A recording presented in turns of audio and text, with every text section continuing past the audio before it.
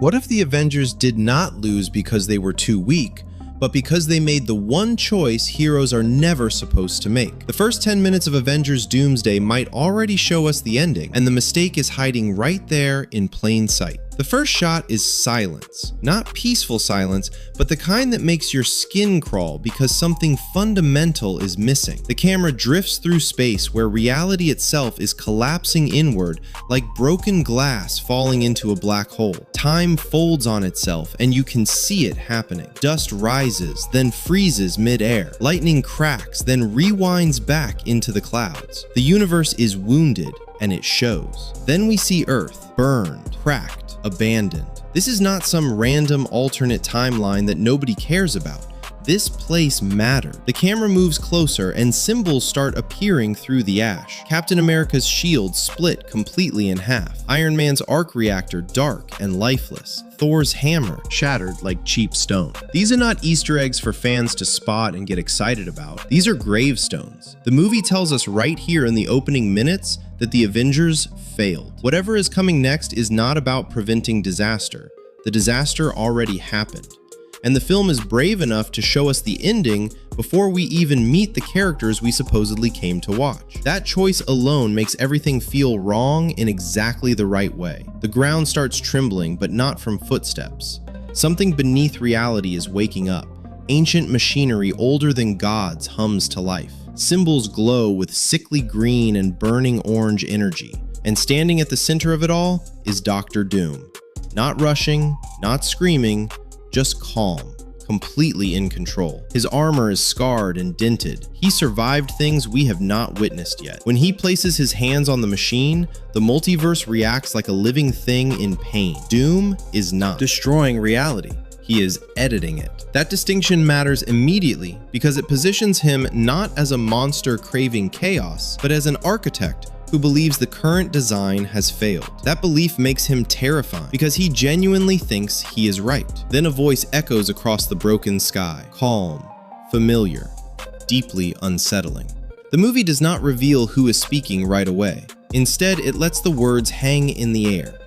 Avengers, you were late. That single line carries more history than any flashback or exposition dump could ever deliver. The voice does not sound angry. It sounds disappointed, like someone who expected heroes to arrive and waited longer than anyone should have to wait. This implies something worse than defeat. Somewhere, at some point, the Avengers knew about this collapse. They tried to stop it. They failed. The voice is a ghost, speaking from the aftermath of their loss. The camera cuts through fragmented memories and we see flashes, battles never witnessed, sacrifices that did not matter. Timelines folding into nothing. The movie refuses to explain it all, and that confusion is intentional.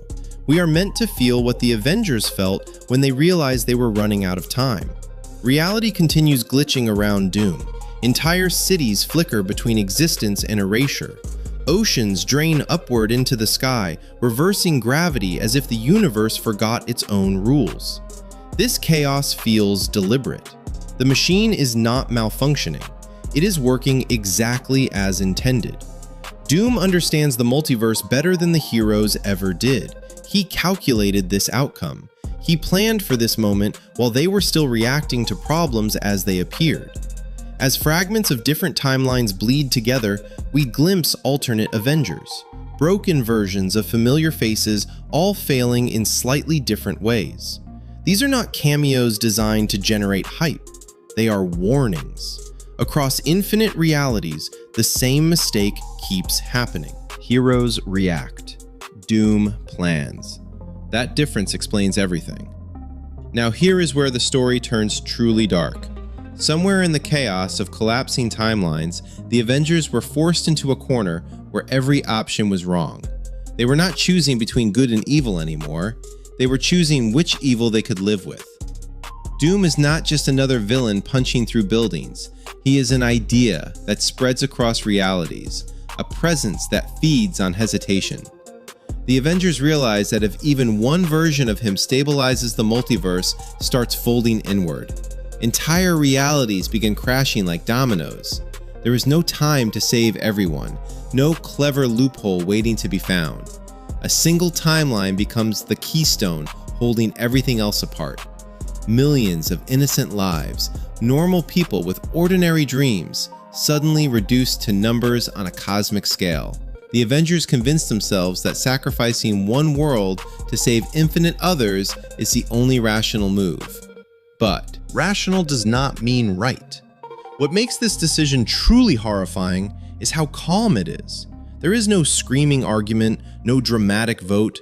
The team stands there exhausted, calculating probabilities instead of consequences. The music drops out completely, leaving only breathing and distant alarms. This is not heroism fueled by hope. This is heroism stripped down to survival math. Someone mentions that they cannot save everyone.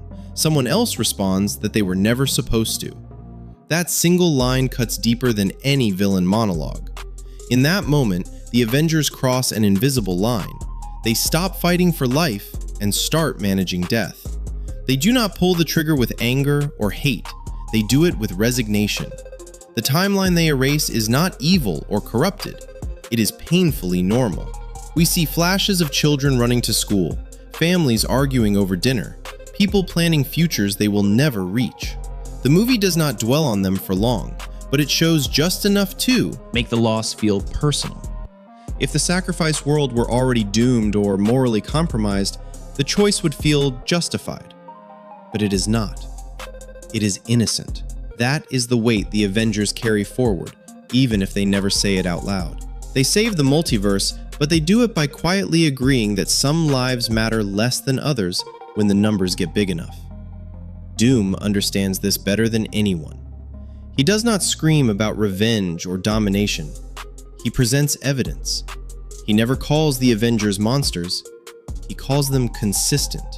In his eyes, they have proven his entire philosophy. When faced with chaos, they will always choose the lesser evil, even if it means becoming one themselves. Doom does not need to destroy worlds anymore. He just needs to remind the Avengers of what they already did. Every time they try to stop him, he reframes their actions as hypocrisy. Why is his judgment wrong when theirs erased an entire reality? The question lingers unanswered. The opening ends with Doom stepping back from the machine, satisfied. The universe continues to unravel behind him. He does not celebrate. There is no victory pose, just acceptance. The camera lingers on that dead Earth one last time, reinforcing that this outcome is real and permanent. When the screen finally cuts to black, the audience is not excited. They are unsettled. By the time the movie truly begins, we already know the stakes, not just the end of a world, but the collapse of the idea that heroes always arrive in time. The opening does not ask us to cheer. It asks us to reflect on what happens when the people we trust to save us are outmatched by someone who prepared longer and was willing to make impossible choices.